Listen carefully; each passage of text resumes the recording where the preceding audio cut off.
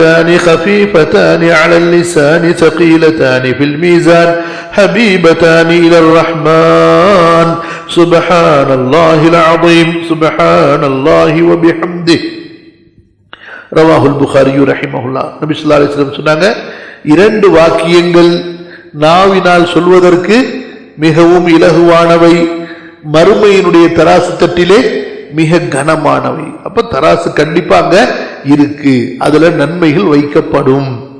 ரஹ்மானுக்கு மிக பிரியமானவை. அந்த ரெண்டு வாக்கியங்களும் அல்லாஹ்வுக்கு ரொம்ப ரொம்ப பிடித்தமானது. என்ன ரெண்டு வாக்கியங்கள்? சுப்ஹானல்லாஹில் அஸீம் சுப்ஹானல்லாஹி வ பிஹம்திஹி. இதுல எதை வேணாலும் முன்ன பின்ன சொல்லிக்கலாம். சுப்ஹானல்லாஹி வ பிஹம்திஹி சுப்ஹானல்லாஹில் அஸீம் சுப்ஹானல்லாஹில் அஸீம் சுப்ஹானல்லாஹி வ பிஹம்திஹி. அதே போலதான் சுப்ஹானல்லாஹ் வல்ஹம்துலில்லாஹ் வலா இலாஹ இல்லல்லாஹு வல்லாஹு அக்பர். இதுல எதை வேணாலும் முன்ன பின்ன நம்ம சொல்லிக்கலாம்.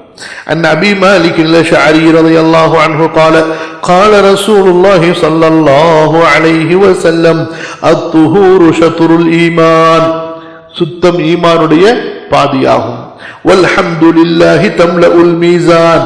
அல்ஹம்துலில்லாஹ் என்ற அந்த அல்லாஹ்வுடைய திக்ர் வாசகம் இருக்கிறது, மீசானை நிரப்பிவிடும். இப்போ சொல்லக்கூடியவருடைய அந்த இஹ்லாஸுக்கு புரியுதா? சில பேருக்கு ஒரு அமலை வச்ச உடனே அந்த தராசு தட்டு கனமா போயிடும். அந்த அளவுக்கு இஹ்லாஸோட செஞ்சிருப்பார், அந்த அளவுக்கு ஈமானோட அவர் செய்திருப்பார். புரியுதுங்களா?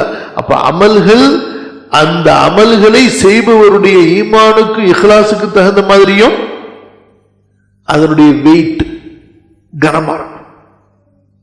ரசூல் ஸல்லல்லாஹு அலைஹி வஸல்லம் என்ன சொன்னாங்க? என்னுடைய சஹாபாக்கள் கைப்பிடி அளவு செஞ்ச தானிய தர்மம், அரிசியோ கோதுமையோ பார்லியையோ சஹாபாக்கள் ஜஸ்ட் இப்படி ஒரு பிடி எடுத்து அல்லாஹ்வுடைய பாதையில தர்மம் செஞ்சாங்கன்னா நபி ஸல்லல்லாஹு அலைஹி வஸல்லம் சொல்றாங்க, இந்த தர்மத்துக்கு சமமாகாது. உங்களிடத்திலே உஹது மலை அளவு தங்கம் இருந்து அதை நீங்கள் தர்மம் செய்தாலும்.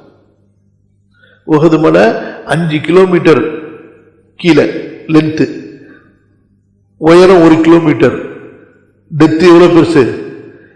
இவ்வளவு பெரிய மலை உங்களுக்கு சொந்தமாயிருந்து, அதுவும் அந்த மலை எப்படி இருந்துச்சு? கல்லுனால இல்ல, எப்படி தங்கமா இருந்து அதை அப்படியே நீங்க அல்லாஹ்வுடைய பாதையில செலவழிச்சிட்டாலும் எதுக்கு சமமாகாது? ஒரு சஹாபி தன்னுடைய கைப்பிடி அளவு கொடுத்த ஒரு தானிய தர்மத்துக்கு சமமாகாது.